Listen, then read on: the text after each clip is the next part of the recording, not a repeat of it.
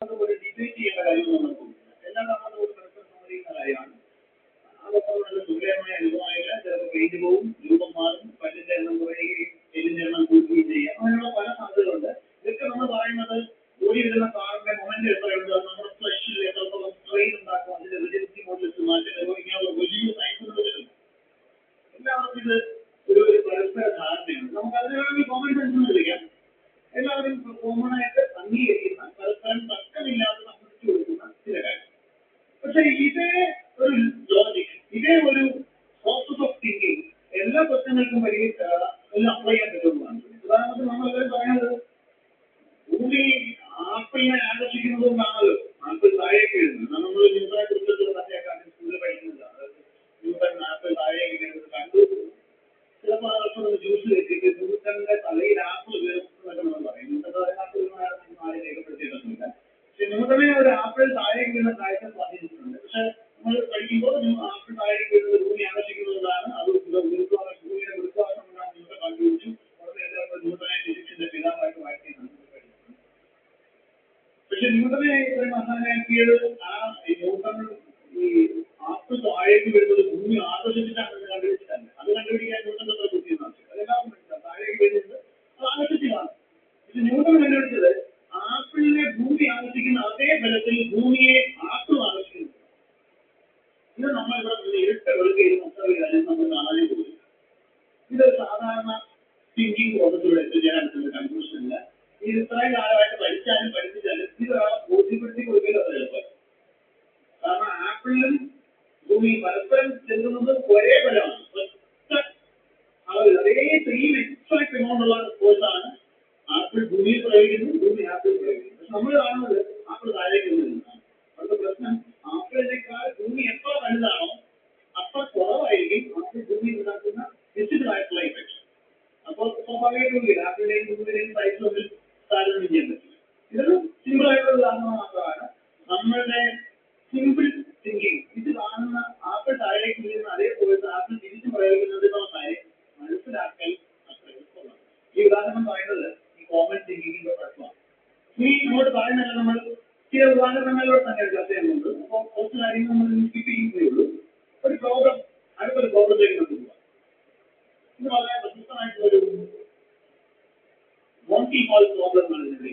മോണ്ടി whole എന്ന് പറയുന്നത് 2017 മരിച്ചു പോയ ഒരു TV ആങ്കറാണ്, അമേരിക്കൻ TV ആങ്കറാണ്. അദ്ദേഹം അവതരിപ്പിച്ചൊരു പരിപാടി ഇവിടെ അതിൽ നിന്നാണ് ആ പേര് വരുന്നത്, മോണ്ടി ഹോൾ. നമുക്ക് മോണ്ടി ഹോളിനെ മാറ്റിയിട്ട് നമുക്ക് ആ പ്രോബ്ലം എന്താണ്? നിങ്ങൾ ഓരോരുത്തരും ഒരു ഗെയിം ഷോയിൽ പങ്കെടുക്കുന്നതാണ് ആശയം.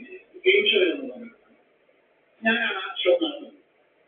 ഇവിടെ ഇതിന് മുമ്പിൽ നമുക്ക് 3 വാതിൽ അടഞ്ഞ വാതിലുകൾ. ഇതിൽ നിങ്ങൾക്ക് ഒരു വാതിൽ ചൂസ് ചെയ്യാം. നിങ്ങളുടെ സെലക്ഷനാണ്. ആ വാതിൽ തുറക്കുമ്പോൾ അതിനകത്ത് എന്താണോ ഉള്ളത് അത് നമുക്ക് എടുക്കാം. ഇവിടെ ഞാൻ ഇവിടെ പറയുന്നു, ഇത് 2 വാതിലുകളുടെ പിന്നിൽ ഓരോ ആടുകളായിട്ട് ചെയ്യും. ആട്. വേറൊരു 3ാമത്തെ ഒരു വാതിലിന് പിന്നിൽ ഒരു കാറും. ഇഷ്ടമുള്ള കാറിന് സങ്കല്പിക്കാം. കാരണം ആ ഡോർ തുറന്ന് ആ കാറാണ് കൂട്ടിട്ടാണ്. ഓപ്പണിലാണ്. നിങ്ങൾക്ക് ഇഷ്ടമുള്ള ഡോർ തുറക്കാം. ഒരു തവണ തുറക്കുന്ന ഡോറിന് പിന്നിൽ ആടാണെങ്കിൽ ആദ്യം കൊണ്ട് വീട്ടിൽ പോവാം. കാറാണെന്നുണ്ടെങ്കിൽ കാറിന് നിൽക്കുന്നു.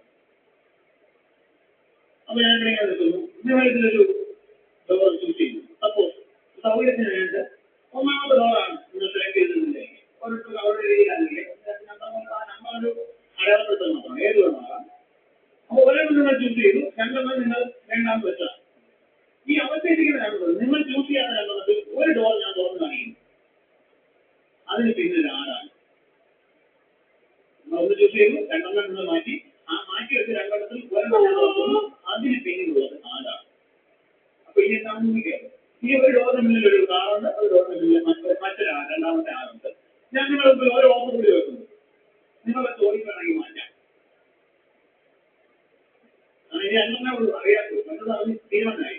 നിങ്ങൾക്ക് മാറ്റാം. ചോദിക്കും നിങ്ങൾ മാറ്റുമോ ഇല്ലയോ? കാർ വേണമെന്നുണ്ട് ഉള്ള അസംഷനാണ്. കാർ വേണം. നിങ്ങൾ ചോദിച്ച് മാറ്റുമോ അത് അതേ ചോദിച്ചിട്ടുണ്ട്. അതായത് 2 ഡോർ തന്നെയുണ്ട്. ഒന്നിന് പേരിൽ ആളാണ്, ഒന്നിന് പേരിൽ ആളാണ്.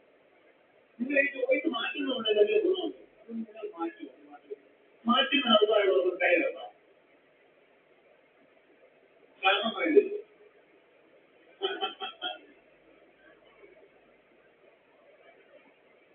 മാറ്റും, ഉറപ്പായിട്ട് മാറ്റും. ഈ പ്രോബ്ലം മുമ്പ് കേട്ടിട്ടുണ്ടല്ലേ?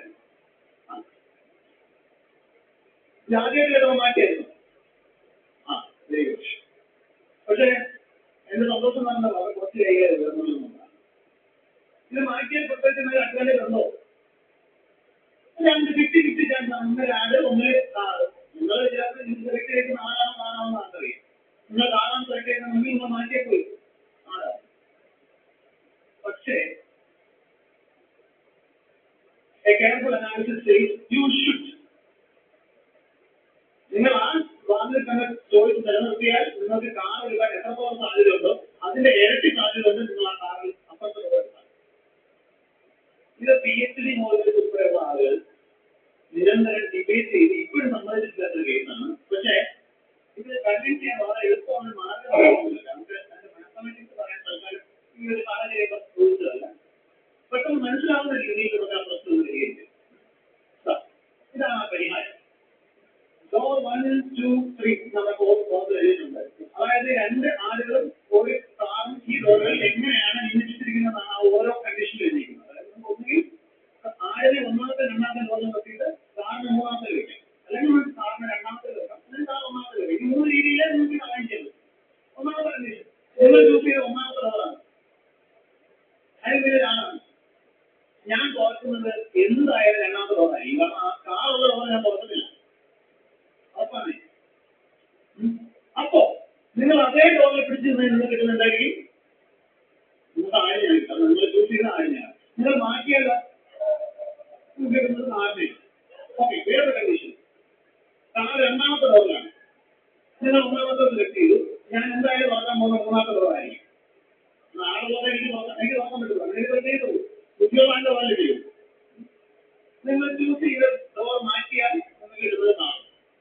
മാറ്റി നിങ്ങൾക്ക് ആട് കൊണ്ട് പിടിക്കും. ഇനി നിങ്ങൾ ചോയ്സ് ആദ്യത്തെ ഡോറിലാണ്. അവിടെയാണ് കാറെന്ന് വെച്ചു. ഞാൻ ഏത് ഡോർ വന്നാലും ഒന്നൊരാളായിരിക്കും. അപ്പൊ നിങ്ങൾ ചൂസ് ചെയ്യുന്നത് കിട്ടുന്നത് ആട് തന്നെയായിരിക്കും. ഈ 3 സാഹചര്യങ്ങളിൽ നിങ്ങൾ അതേ ഡോറിൽ തന്നെ സ്റ്റേ ചെയ്താൽ നിങ്ങൾക്ക് ആടാണോ കാറാണോ കൂടുതൽ തവണ കിട്ടുന്നത് നോക്കി 2 തവണ നിങ്ങളുടെ ചോയ്സ് നിങ്ങൾക്ക് 2 തവണ ആട് കിട്ടാൻ സാധ്യതയുണ്ട്, 1 തവണ കാർ കിട്ടാൻ സാധ്യത. നിങ്ങൾ ഡോർ സ്വിച്ച് ചെയ്ത് കഴിഞ്ഞാൽ 2 തവണ നിങ്ങൾക്ക് കാർ കിട്ടാൻ സാധ്യതയുണ്ട്, 1 തവണ ആടിന് കിട്ടാൻ സാധ്യതയുണ്ട്. അതിന്റെ അർത്ഥം പ്രോബബിലിറ്റി കൂടുതൽ, കാർ കിട്ടാനുള്ള പ്രോബബിലിറ്റി കൂടുതൽ നിങ്ങൾ ഡോർ സ്വിച്ച് ചെയ്യുകയാണ്. അത് കൂടുതൽ ഇരട്ടിയാണ്. മറ്റൊരു 1 സൈഡ് 2 സൈഡ്.